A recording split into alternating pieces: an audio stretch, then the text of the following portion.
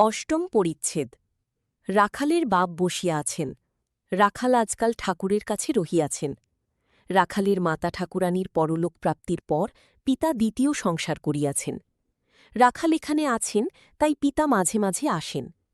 তিনি ওখানে থাকাতে বিশেষ আপত্তি করেন না। ইনি সম্পন্ন ও বিষয়ী লোক। মামলা মোকদ্দমা সর্বদা করিতে হয়। ঠাকুর শ্রীরামকৃষ্ণের কাছে অনেক উকিল, ডেপুটি ম্যাজিস্ট্রেট ইত্যাদি আসেন। রাখালের পিতা তাহাদের সঙ্গে আলাপ করিতে মাঝে মাঝে আসেন। তাহাদের নিকট বিষয়কর্ম সম্বন্ধে অনেক পরামর্শ পাইবেন। ঠাকুর শ্রীরামকৃষ্ণ মাঝে মাঝে রাখালের বাপকে দেখিতেছেন। ঠাকুরের ইচ্ছা রাখাল তার কাছে দক্ষিণেশ্বরে থাকিয়া যান। শ্রীরামকৃষ্ণ: আহা, আজকাল রাখালের স্বভাবটি কেমন হয়েছে! ওর মুখের দিকে তাকিয়ে দেখ, দেখতে পাবে মাঝে মাঝে ঠোঁট নড়ছে। অন্তরে ঈশ্বরের নাম জপ করে কিনা তাই ঠোঁট নড়ে। এসব ছোকরারা নিত্যসিদ্ধির থাক, ঈশ্বরের জ্ঞান নিয়ে জন্মেছে। একটু বয়স হলেই বুঝতে পারে সংসার গায়ে লাগলে আর রক্ষা নাই। বেদিতি হোমা পাখির কথা আছে। সে পাখি আকাশেই থাকে, মাটির উপর কখনো আসে না। আকাশেই ডিম পাড়ে, ডিম পড়তে থাকে। কিন্তু এত উঁচুতে পাখি থাকে যে পড়তে পড়তে ডিম ফুটে যায়। তখন পাখির ছানা বেরিয়ে পড়ে, সেও পড়তে থাকে। তখনও এত উঁচু যে পড়তে পড়তে ওর পাখা ওঠে ও চোখ ফোটে। তখন সে দেখতে পায় যে আমি মাটির উপর পড়ে যাব। মাটিতে পড়লেই মৃত্যু। মাটি দেখাও যা, অমনি মার দিকে চোঁচা দৌড়। একবারে উঠতে আরম্ভ করে দিল, যাতে মার কাছে পৌঁছতে পারে। 1,00,000 মার কাছে যাওয়া। এসব ছোকরারা ঠিক সেই রকম। ছেলেবেলায় সংসার দেখে ভয়, এক চিন্তা, কিসে মার কাছে যাব, কিসে ঈশ্বর লাভ হয়। যদি বলো বিষয়ীদের মধ্যে থাকা, বিষয়ীদের ঔরসে জন্ম, তবে এমন ভক্তি, এমন জ্ঞান হয় কেমন করে? তার মানে আছে। 20টা করে যদি ছোলা পড়ে, তাহলে তাতে ছোলা গাছই হয়। সে ছোলাতে কত ভালো কাজ হয়। 20টা করে পড়েছে বলে কি অন্য গাছ হবে? আহা, রাখালের স্বভাব আজকাল কেমন হয়েছে! তা হবে নাই বা কেন? ওল যদি ভালো হয়, তার মুখিটিও ভালো হয়। যেমন বাপ, তার তেমনই ছেলে। মাস্টার, সাকার নিরাকারের কথাটি ইনি কেমন বুঝিয়ে দিলেন! বৈষ্ণবীরা বুঝি কেবল সাকার বলে? গিরীন্দ্র: তা হবে, ওরা একঘেয়ে। মাস্টার: নিত্য সাকার আপনি বুঝেছেন?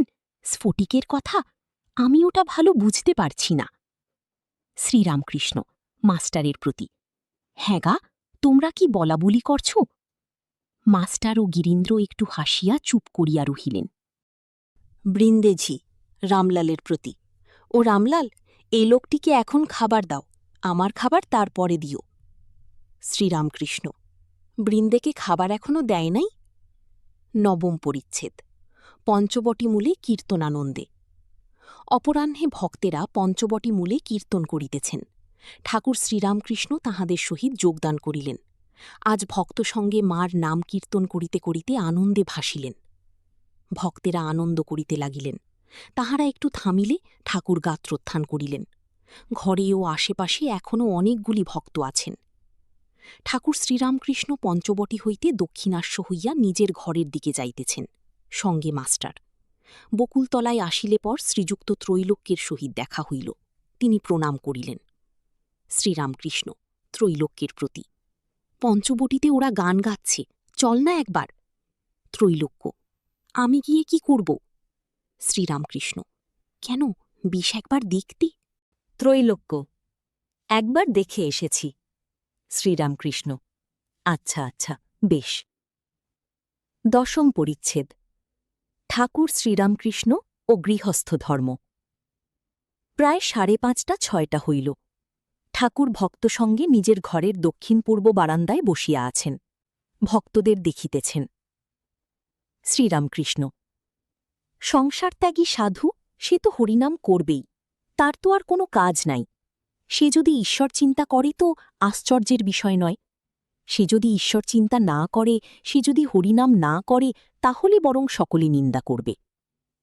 সংসারী লোক যদি হরিনাম করে, তাহলে বাহাদুরি আছে। দেখ, জনক রাজা খুব বাহাদুর। সে 2খানি তরবার ঘুরাত, একখানা জ্ঞান ও একখানা কর্ম। একদিকে পূর্ণ ব্রহ্মজ্ঞান, আরেকদিকে সংসারে কর্ম করছে। নষ্টমী সংসারের সব কাজ খুঁটিয়ে করে, কিন্তু সর্বদাই উপপতিকে চিন্তা করে। সাধুসঙ্গ সর্বদা দরকার। সাধু ঈশ্বরের সঙ্গে আলাপ করে দেন। কেদার: আজ্ঞে হ্যাঁ, মহাপুরুষ জীবের উদ্ধারের জন্য আসেন। যেমন রেলের ইঞ্জিন, পেছনে কত গাড়ি বাঁধা থাকে, টেনে নিয়ে যায়। অথবা যেমন নদী বা তরাগ কত জীবের পিপাসা শান্তি করে। ক্রমে ভক্তেরা গৃহে প্রত্যাবর্তনের জন্য প্রস্তুত হইলেন। একে একে সকলে ঠাকুর শ্রীরামকৃষ্ণকে ভূমিষ্ঠ হইয়া প্রণাম করিলেন ও তাহার পদধূলি গ্রহণ করিলেন। ভবনাথকে দেখিয়া ঠাকুর বলিতেছেন, তুই আজ আর যাস নাই, তোদের দেখি উদ্দীপন। ভবনাথ এখনও সংসারে প্রবেশ করেন নাই। বয়স ১৯-২০, গৌরবর্ণ, সুন্দর দেহ। ঈশ্বরের নামে তাহার চক্ষে জল আসে। ঠাকুর তাহাকে সাক্ষাৎ নারায়ণ দেখেন। একাদশ পরিচ্ছেদ। দক্ষিণেশ্বর কালীবাড়িতে শ্রীযুক্ত অমৃত, শ্রীযুক্ত ত্রৈলোক্য প্রভৃতি ব্রাহ্মভক্তের সঙ্গে কথোপকথন।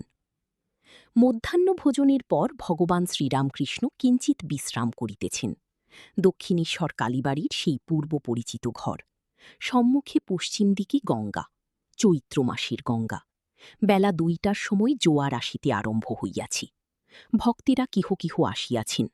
তন্মধ্যে ব্রাহ্মভক্ত শ্রীযুক্ত অমৃত ও মধুরকণ্ঠ শ্রীযুক্ত ত্রৈলোক্য, যিনি কেশবের ব্রাহ্ম সমাজে ভগবল লীলা গুণগান করিয়া আবাল বৃদ্ধির কতবার মন হরণ করিয়াছেন।